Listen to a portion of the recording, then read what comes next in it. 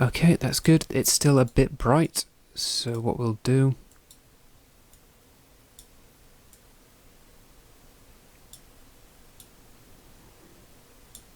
is just add a little bit more definition in our shadows with a curve there, and that's pretty good. I would say this is pretty much where it needs to be. I like the skin there, so I'm just going to bring up the blues.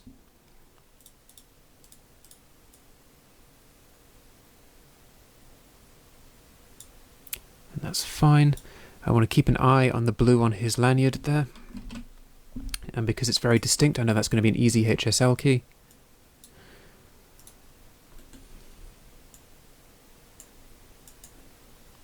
And I'm just going to make sure that that stays under control. We don't want it to be too distracting. Cool, I might just go back and make our shadows a little bit harsher, just really sell our contrast. Cool, there we go.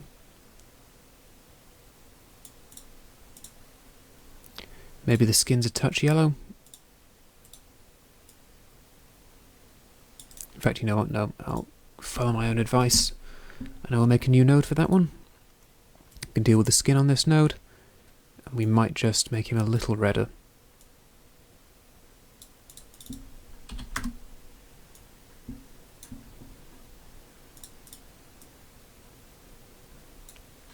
Cool. That looks good to me. That's going to need a little bit of work, I think. Come back to that in the second pass.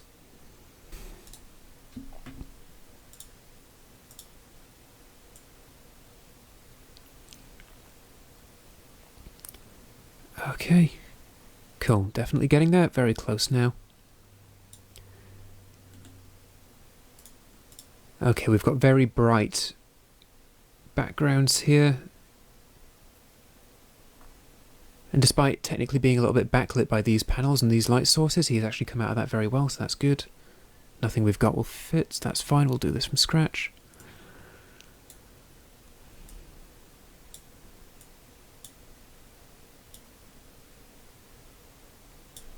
I can already see he's going to be a bit on the yellow side.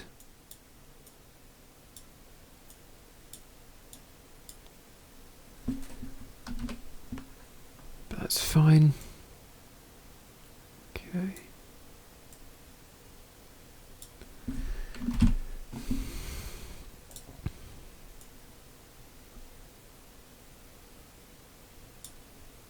Bit too much, we'll just tone it down, that's probably good. Just go back into our primary contrast and we're going to just bring those shadows down a little bit with an RGB curve, just add a little bit of, that's obviously too much, so add a little bit more detail in there. Nice. These two are very similar, so I have no doubt that I can just copy and paste over. Maybe I'll bring the shadows up a little bit, we start to lose a bit of detail in her hair. Cool. She has a very golden skin tone, so I'm going to leave that alone. I think it was just a little bit too yellow before, maybe just a little bit more red. There we go.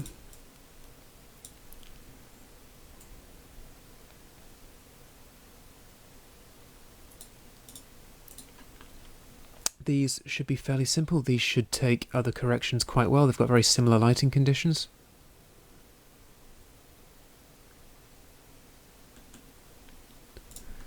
Obviously we don't need the face vignette, and that vignette's not relevant to this shot, so we just need to keep an eye on any dead vignettes we're introducing when we're copying across. When I first started, I used to leave like just dead vignettes all over the place, vignettes that had no purpose just because I'd copied across a load of stuff. So we just want to keep an eye on that. We want to make the skin a little bit more saturated. That's fine. That blue is fine. What we'll do is go back into our primary contrast and just add a little bit more shadow, a little bit more mid. I think that looks pretty good. Our skin might be a smidge yellow. So we'll just pink it up a little bit to match our nice rosy-faced board director there. Cool. And this should be very similar, although in this case I think his skin is quite different. We need to No, maybe it does need 51. We just need to bring it down a little bit so he doesn't go overboard. I think this man's skin is naturally a little bit more colourful than others.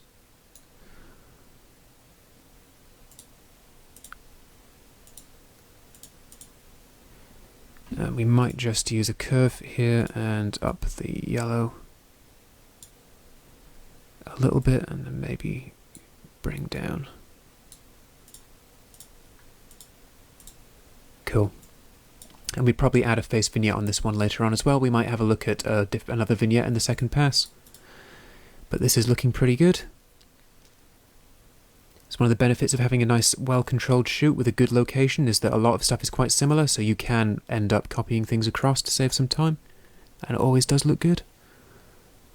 Always does look good, that's not responsible, and it's more likely to work. Okay, now these are a bit more like these shots, aren't they? Yeah, maybe just a little bit yellow.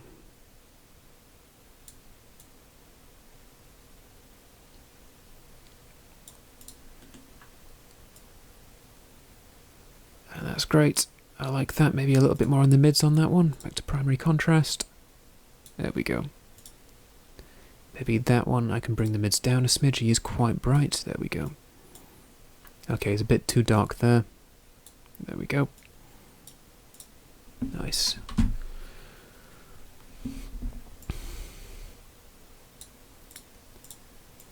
Right, we've got another shot we can use for this because we've already done the work here. That's fine. Might just bring the highlights, 'cause we've got a lot of blown out regions on the left hand side there. We'll just bring those down. Bring our shadows down a bit and then boost our mids to get the brightness back, and that's perfect. This may or may not take a grade from earlier on. We'll see. These, I suspect these will require their own grade, but we'll see. Okay, that's alright. Let's go back to our primary contrast and just get this sorted. It definitely needs a bit more shadow. I think the skin needs a little bit less colour in it. Skin tends to get very florid and colourful here, so we'll just bring that down a bit more. That definitely needs a bit of work to fit in, but I think that's okay for now. This shot is the same. This shot, okay, is obviously different.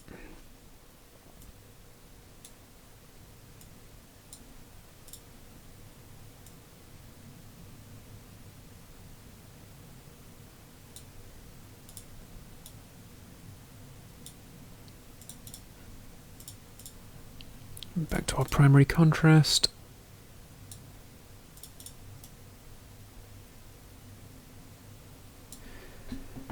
Cool, so I think we only have the one shot left and then we've finished our first pass. So this might take a grade from here or here. That's a decent enough starting point, but it clearly needs some work, so let's go and make that happen. It needs a bit more blue to make it cleaner. Maybe not in the shadows though.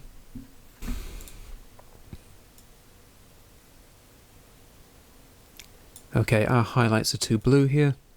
You can see that in the shirt of this guy. So we just have to try and find a good balance between the two. Okay, let's start that again.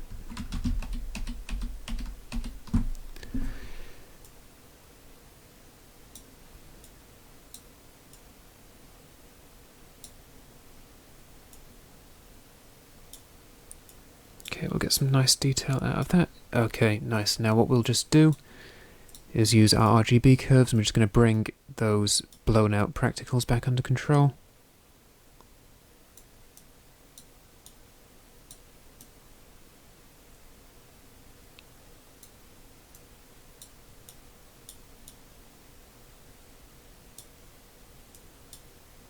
Excellent. Might just bring the saturation of that one down a little bit. It's looking a little bit odd. Okay, cool.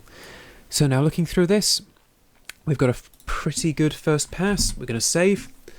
Now what we're going to do is we're going to go to the delivery panel, and we're going to spit this out in a H.264, and we're going to limit the data rate, and we're going to set our data rate to whatever you can reasonably send to your client on your connection. It could be 30 megabits, it could be 50 megabits. You might have a good enough connection to send 422.